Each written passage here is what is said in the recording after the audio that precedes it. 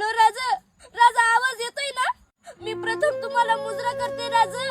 मला जाणीव आहे राजा की आपण खूप बिझी आहात, पण खूप महत्त्वाचं बोलायचं होतं राजा. मी या स्वराज्यातील एक छोटासा मावळा जानू बोलत आहे राजा. राजा, या देशात सगळं बेताल सुरू आहे राजा. आणि महाराष्ट्राचं तर विचारूच नका. इथं 3-3 वर्षाच्या मुलीवर अन्याय अत्याचार होत आहेत राजा. मेडिकल कॉलेज मध्ये डॉक्टरीचं शिक्षण घेणाऱ्या मुलीवर सुद्धा निर्गुण अत्याचार होत आहेत राजा.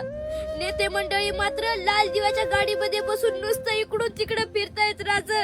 शेतकरी तर हवालदिल झालाय राजा. घराच्या दाराला बावली लटकावी तसं झाडाला माझा शेतकरी लटकाय लागलाय राजा. 70 वर्षाचा बाप 30-35 वर्षाच्या मुलाच्या चितेला आग लावतोय राजा. राजा, तुम्ही जास्त दिवस जगला नाही तो. 32 वर्षात कधी कोणापुढे झुकला नाही. सत्तेसाठी खुर्चीसाठी हार पत्करली नाही तुम्ही राजा कधी. ना कधी लाचारी ऐकली नाही, ना कधी स्वाभिमान गमावला नाही राजा, ना कधी जनतेशी बैमान झाला नाहीत राजा. अहो भारतरत्न कायदेमंत्री आंबेडकर साहेब, माझा आवाज येतोय का? अहो तुम्ही रात्रंदिवस मेहनत करून लिहिलेल्या संविधानाची इथं प्रत जाळली जाते.